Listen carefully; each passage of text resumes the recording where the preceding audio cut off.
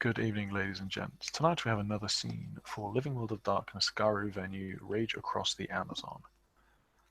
The last week has been highly eventful. Several large operations, including the defense of the cairn and a killing of some giant squid beast, has left many of the Garu drained physically as well as mentally. William White was one of the lucky ones and didn't really suffer too badly, and has continued to teach his classes to the kinfolk children in exchange for tattoo sessions. He teaches basic English, which is the most important for the ones that don't speak English, and then science and maths and just general kiddie stuff. He has a reasonable education, and he's simply just kind of transferring those skills to people who may not otherwise have them. And that is where we start our scene. I believe Will is just about to start his class and has previous to this offered for Forlorn Judge, the Metis Ragabash, to come and do them as he was. There was a conversation had in one of the chats about schooling. And because she needs a place in the scene, to be honest, Platine is sitting in, or is listening in to Will as well. She's keeping a distance a little bit. Kinfolk children and Metis sometimes can't really get along very well, so she's making sure that she's not scaring them off or anything. She's leaning against a tree. Looks a bit out of, yeah, almost like under the weather. It's almost like she doesn't have that much energy, and you can see it. Forlorn for his part is quite kind of sticking out like a sore thumb. There's a bunch of kids that are, this is the Amazon.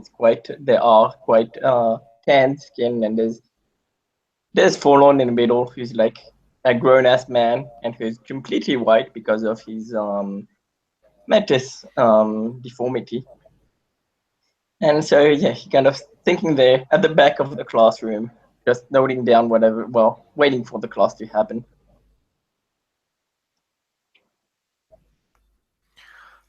So yeah, Will basically just be setting up for the day. Today he is finishing off the 12 times tables with the kids, some of the older ones, and yeah, that's what he will begin as the kids begin filing in. Although kinfolk are in a small way affected by, they're not affected by the curse, but they feel maybe slightly put off. Will has over the last few weeks got a fairly good rapport with these kids, and he makes a good effort to be disarming and friendly. And yeah, he will invite Forlorn to just observe at first, because he doesn't know how much Forlorn knows. You have 0 academics, right? Yeah. So I don't. I know there's a level of with all characters and assumed knowledge. I don't know how that works with Metis. I know obviously like Lupus don't start being able to know to read and stuff like that. Yeah, he can read. I mean, he was born in a cairn, but he's been traveling most of his life, so he knows a little bit about human society and school because he's observed and knows people that went to school, and doesn't talk too much, but kind of knows the basics of when to school. So pretty much, I'd say he knows math, just it takes him longer to calculate than most people because he hasn't learned how to calculate quickly, but he knows how to do it. Okay, sure. So yeah, will basically run through the beginning of the class. There's all different age groups of kids, and he kind of tries to. You see that he's got little worksheets that he's been preparing for them, and you two may not recognize, but it's insanely basic. Like Will ain't a teacher. He's simply just transferring some of his knowledge. And yeah, then halfway through, he's going to kind of get them to split into different groups, of different age groups, and he is going to give each of the present Garu one of the age groups. So he'll take the youngest group, which is kind of like 4s to 5s, and he's going to give the medium age group, probably like 6s to around 10, to Talate Hin, and he's going to give the teenagers, probably up to about the age of 14, to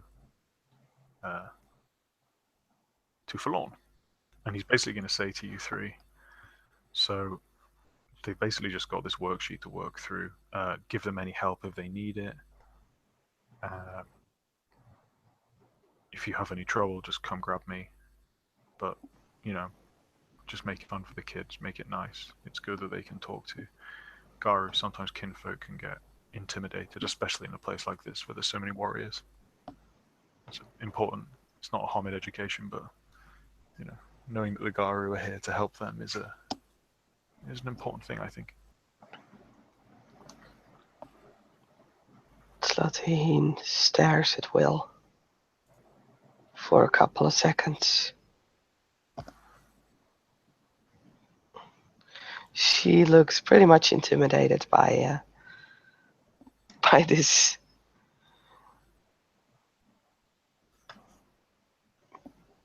But she'll take the group, and like she didn't expect this. She doesn't really know what to say to them. She's like, Actually, we'll come over and kind of introduce you to your groups.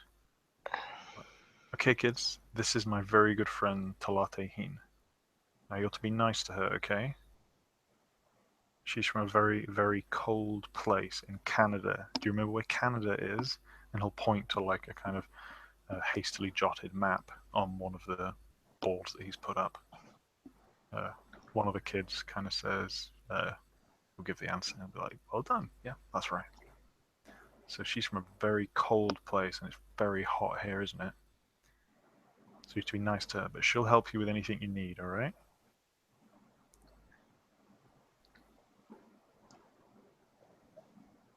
And he'll kind of look at Talate. We good? sure.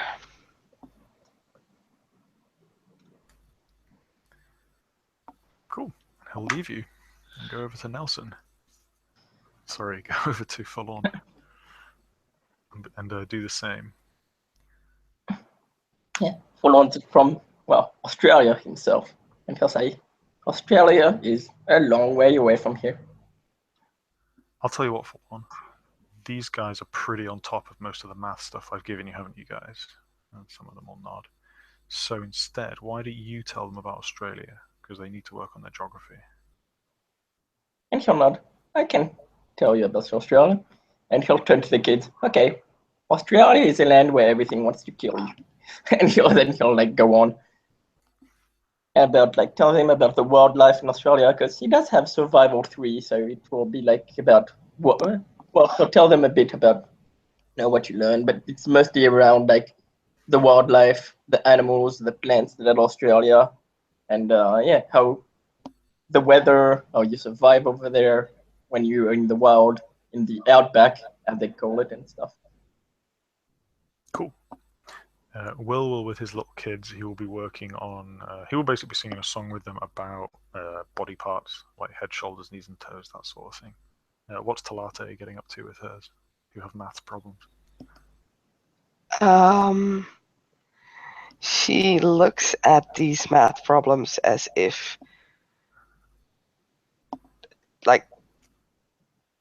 trying to hide that she's never seen anything like this. And let me see how well she would cope with starting to understand what they are doing. Gonna make an intelligence enigmas roll.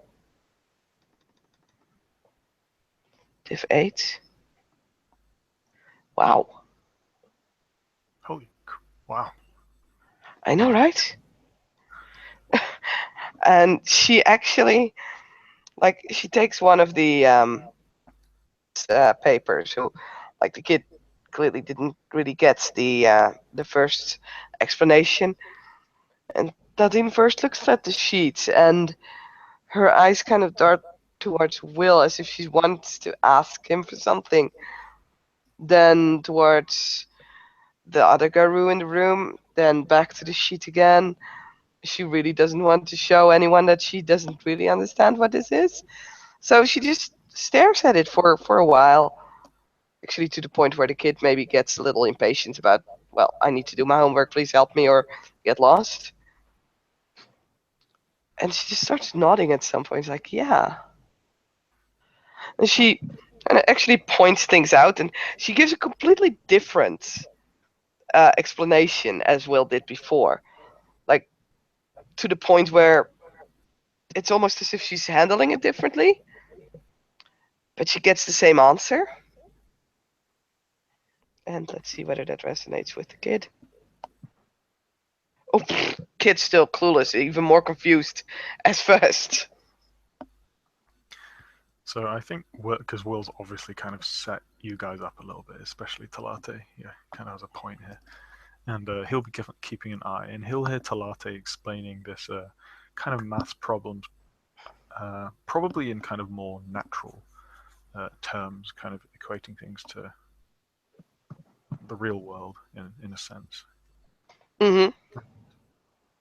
Instead of talking about kind of digits and numbers, she's maybe talking about a number of fishes in a shoal or something. I don't know. Probably. And he'll come over and he'll be like, "So you should listen to your teacher Talatehin. She knows a lot of stuff."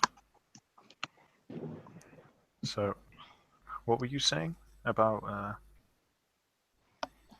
this division? And there's the maths question you've been looking at is basic division, like tens divided by certain numbers, that sort of thing. 60 divided by 6, that's like pretty basic. So, I was just thinking that when you have 10 seals and like 6 people need something from that seal, from those seals, then you can, you know? I'm sorry, it's 2:15. I don't know what I'm saying. Will just be like, they probably don't know what a seal is. Oh.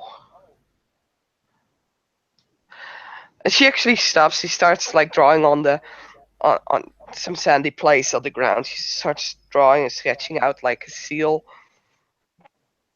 The drawing looks a little childish, little uncoordinated even, because with her hands she definitely has some problems with the writing and drawing and stuff like that. That's the seal. We hunt them. You take everything from it. Meat, bones, teeth, skin, clothing, of course. It's much like what you do here with animals when you really need it. You make sure that you use everything of it, every aspect, because anything else would be a waste. Don't you agree? So She looks at the kinfolk. I think they probably get this. They do live in the middle of a jungle. Kind of the ideas of hunting and things would resonate with them.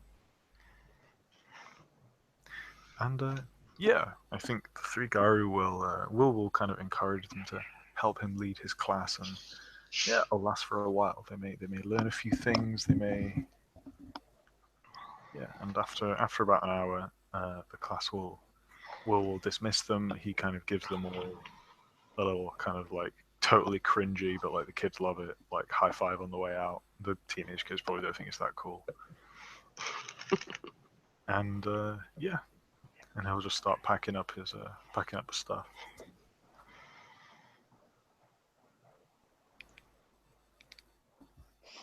Well done, guys. I'm impressed.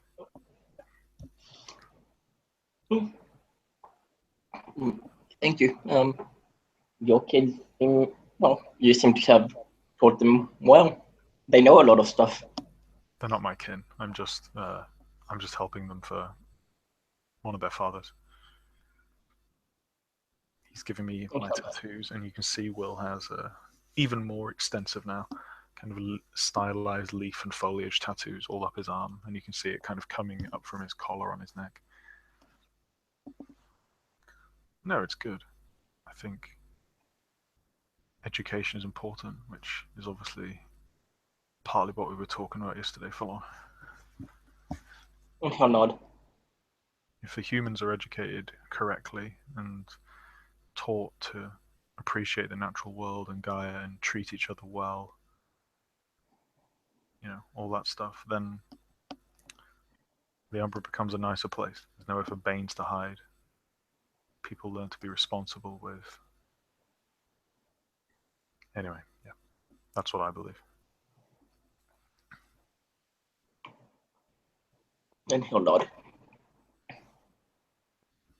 And Dr. Talake, how was your class?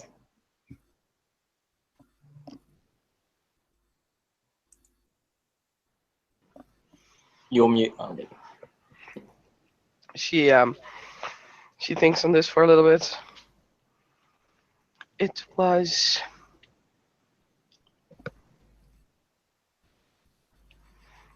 strange, Raya.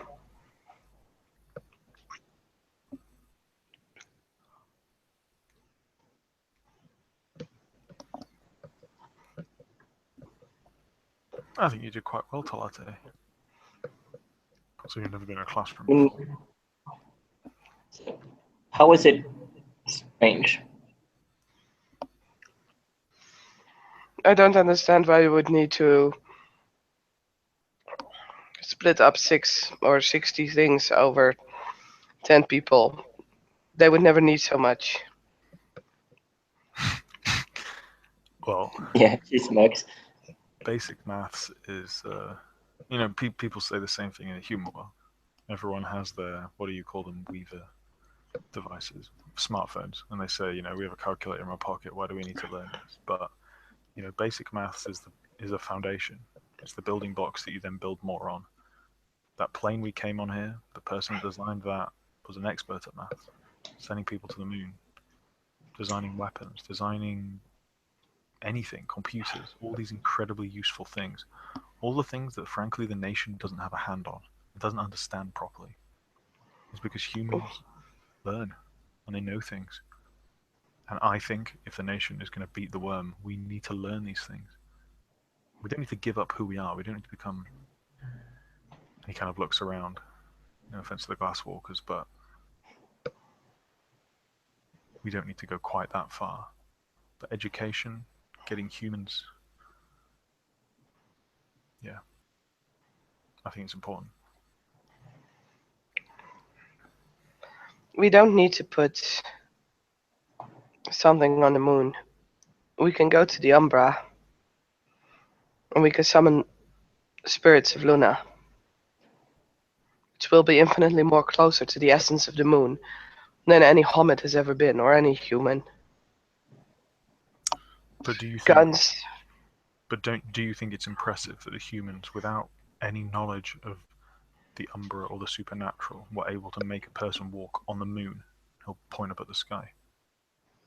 I've never heard of such a thing. They made a rocket and it flew up there. Do you think that's When? impressive?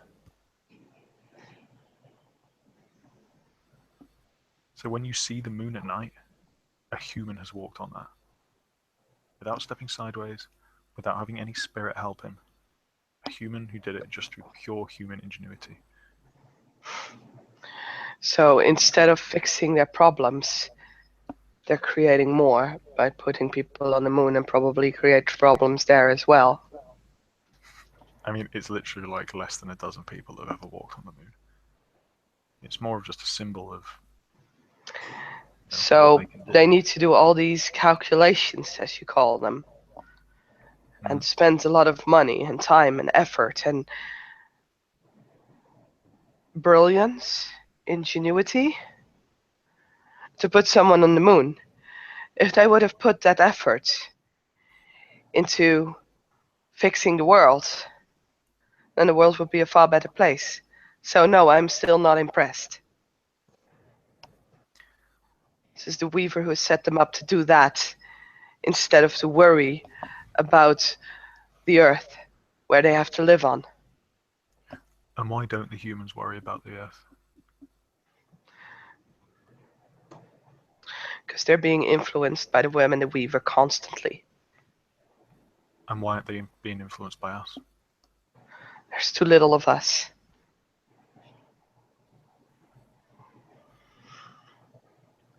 Exactly. The nation is failing to save Gaia.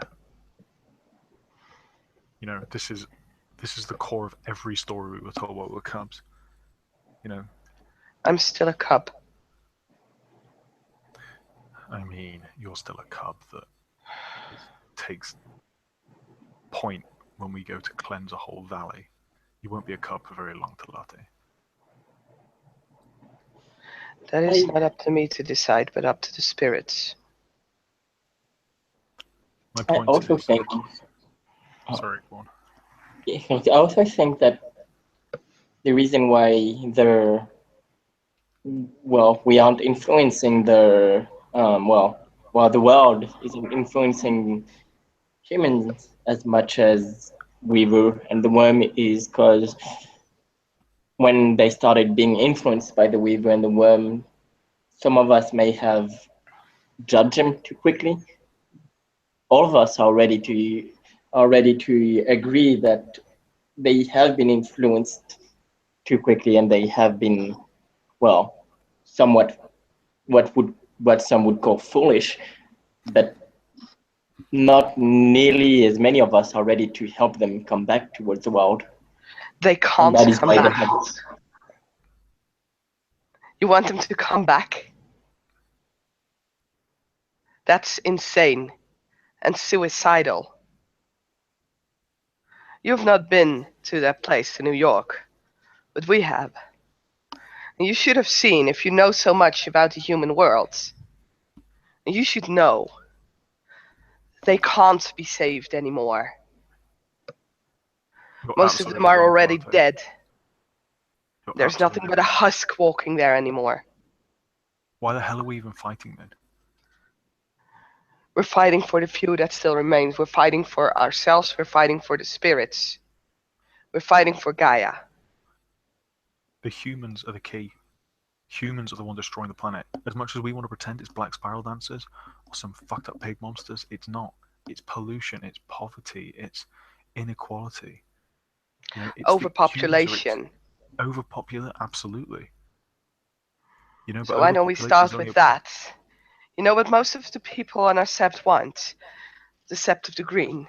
The great Sept of the Green that defends Gaia against all the horrors of the city of New York. And most of them think that we need to save humans. Well, if you look at New York, at least 75% probably of those same humans are gone already, beyond rescue. You don't know that. No, I have not checked every human, but I only need to look. I don't even need to step into the city. I just need to look at it on the umbral side to know. You know there's a Rokea somewhere out there doing Guy's work because you were merciful and you tried to save him. I know what I can and what I can't. Had that Rokea been worm tainted, it would have absolutely died. The humans are worth saving, and we need to save them. They're the ones killing Gaia by accident. They're being influenced by people that aren't us, and the nation is so obsessed with beating our chests and talking about how we're all warriors that they won't do what needs to be done. We could either Slaughter all of them. we Bring a new Impurgian.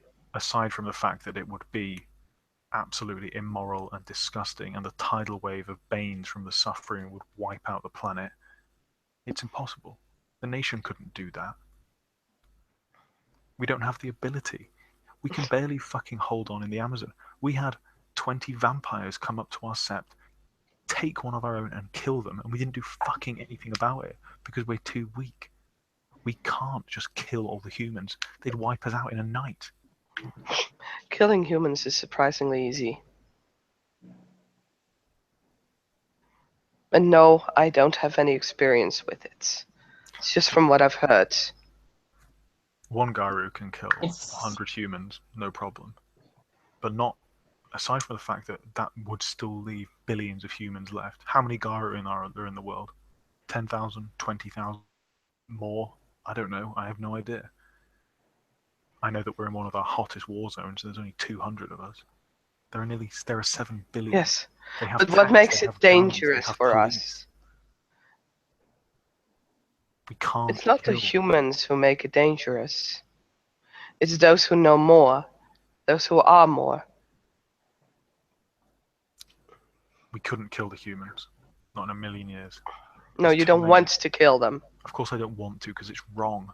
Because I swore an oath to Black Unicorn, who happens to be one of our Gaian spirits, that said I would defend the innocent. Defend the innocent, yes. Definitely. Well, I'll tell you what, Talatahin, if you feel like this, I can call those kids back in, you can slit every one of their throats. How do you feel about They're that? kinfolk. They're humans. No, they're kinfolk. They're different. They know. They see. and they don't know because they're kinfolk. They know because we taught them. There are plenty They of know because they're kinfolk. kinfolk. If you would walk in to a class of humans, plain, simple humans, they wouldn't know. Half of them would faint in front of you, the other half would run away, and if there even were any left after that, they would either attack you or vomit all over you, simply for being what you are.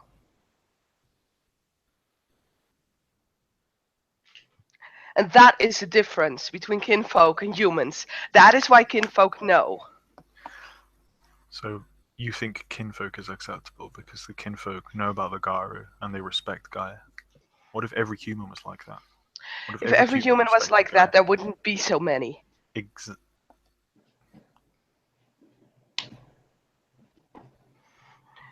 If every human was like that, yes, but they're not. And you will have to accept the fact that a lot of them, and the closer you look to the war fronts, the more it's going to be, will not be able to get back. You don't know? You don't believe it? You've seen what I did to someone that was at Beyond Redemption.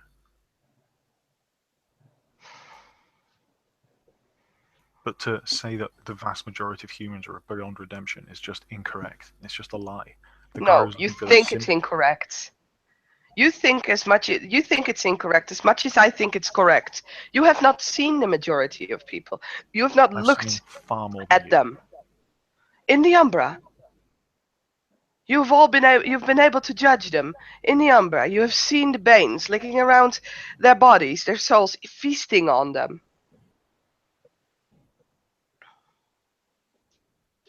And what are they feasting on? They're feasting on despair, they're feasting on terror, they're feasting on apathy, they're feasting on the fact that this world is a shitty place. Massacring thousands of people, millions of people, billions of people is not going to make the world any better. 2 weeks of a Bane infesting on your soul and you're done. There is no soul anymore. There's no good anymore. Yeah, well, maybe. There's just a drive of despair, of anger, of greed, of hunger, of famine. I don't know where you've heard this, and pestilence.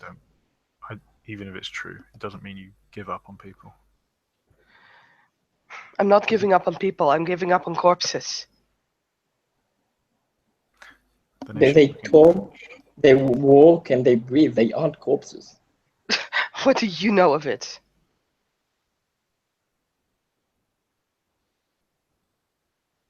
If you smile,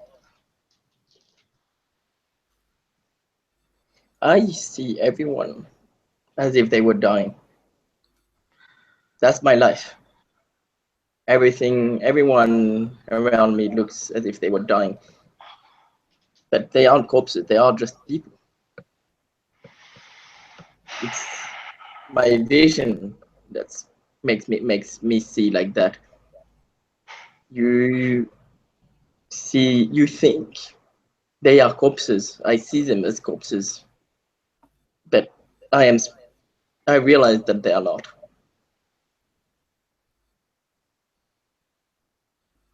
So you're You saying see it's the my corpses eyesight? and no, it's you see them as you see them as normal people. It should be easier for you to realize they are not corpses. But they are not normal people anymore. And I will immediately admit that that's because we failed or we are not enough. Because I don't see it as failing, I see it as not being enough. We are not strong enough, we're not big enough. Maybe we've done wrong generations ago. But that's what they are right now, and there's nothing you can do to heal them anymore. Even if there Do is you one honestly human believe worth that I saving. would kill them if I thought that there was nothing left, that there was something left? Well, I don't know about you, Talatahin. You keep yourself guarded, and I like to think I know you. But sometimes, moments like this, I realise that I perhaps don't. But I absolutely believe there are people in the nation, within our own sect, who want to kill humans purely out of hatred. It's the easy answer. Oh, we just kill them. And it's the easy answer because they know it's never going to happen. They know they're never going to have to back up their words. It's the claim of a fucking coward. My way is hard. My way involves putting away our basic instinct for the good of Gaia. It involves hard work. It involves boring things that the Garu aren't meant for. But it's the one way we're going to save this goddamn planet. And it involves challenging perceptions that you guys have built up over generations. I think each individual Garu has a challenge that they must fulfill. If you feel this is your challenge, then that is probably true. I am not saying that all humans are without the possibility of redemption. I'm just saying that, well, sometimes it is true. Sometimes you need to drown a village to save a city when the river treads out of its bounds. We need to all make decisions that we don't always like. And if I think if I could kill 1,000 wormcomers, or wormbringers, I should say wormbringers because I'm tired. If I could kill 1,000 wormbringers, but there would be 5 innocents in between, then I would do it. Because it would still mean that by killing those thousands, those 995 plus the 5 innocents, that might still mean that in the end, I save more.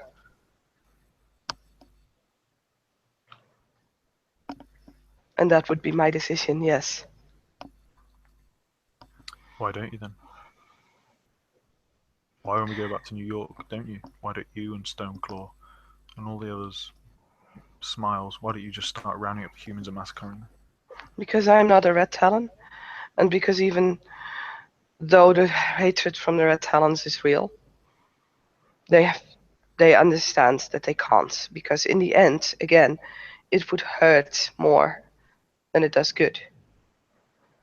Killing 1,000 people in New York means very big risk of breaking the veil, of revealing the Garu nation, and with that, if that would be revealed, that would definitely be the end. So why do you lot fantasize about it so much? If you're not going to do I am it, not it's not going to help. fantasizing over it. Why do you constantly ruminate upon it? I do not. I was not the one to bring up this topic.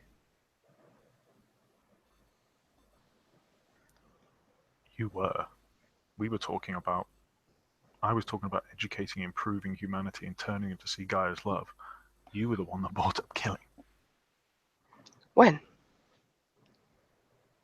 Earlier in this conversation, Talate. I didn't. You did. No. You were talking about these equations And I was talking about why 10 humans would ever kill 60 seals in a row, because they wouldn't be able to use all their resources. And from there on, you derailed the entire conversation. No, I started talking about.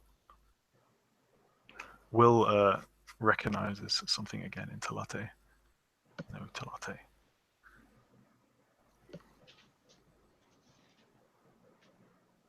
And he just looks a bit kind of disappointed. Well, I need to be cleaning up. It was good to do this full on. And he'll nod.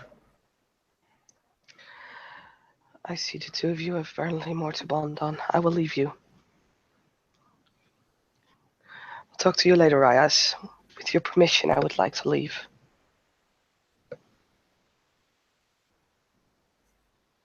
He'll look to Will. Will is just staring blankly at her.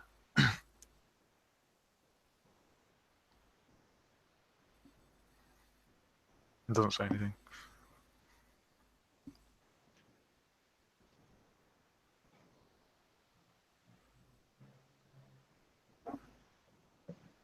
And as he's looking at her, he's holding a pencil, and you'll just hear it crack in his hand. So he snaps it. She will simply stare at the ground in front of them and is waiting for an answer. Will just turn away and walk off, dropping the broken pencil behind him. Forlorn kind of looks at Will, looks at Delate, looks at Will, looks back at Delate.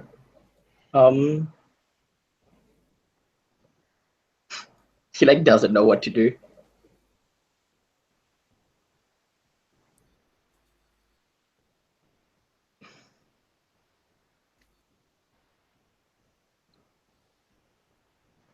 Talate is still standing there waiting for an answer. And yeah, he'll say, yeah. After a bit, he'll say, yeah, you can go and do whatever you want. Turns around, walks away.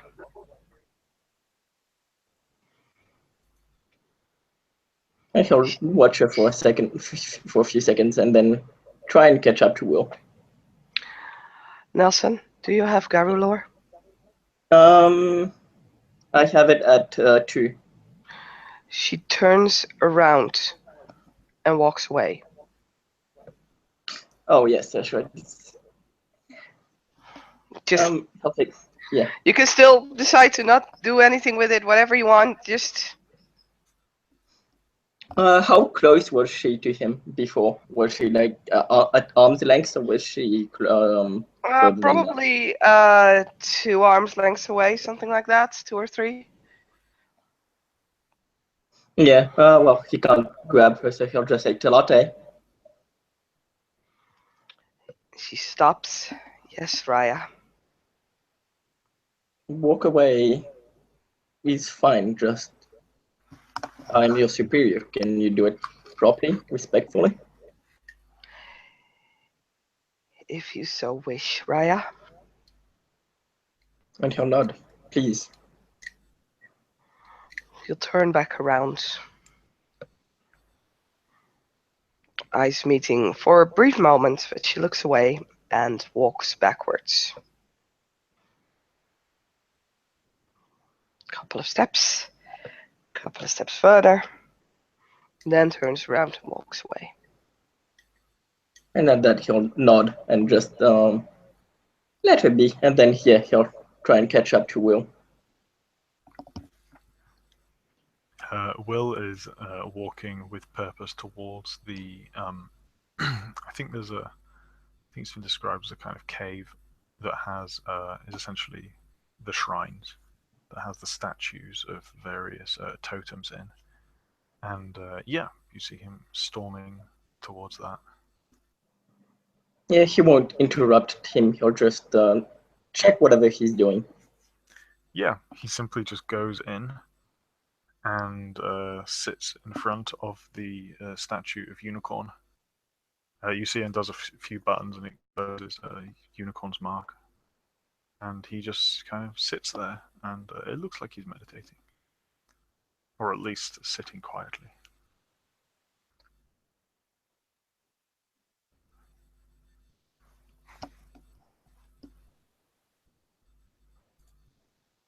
If you don't wish to do anything, then I think we can call that scene. Yeah, we can call that a scene. Cool. Thank you, Okay, cool. Oh, sorry. No, go ahead. I'm not stopping you. Thank you, players, for playing. Thank you, watchers, for watching. Have a good night.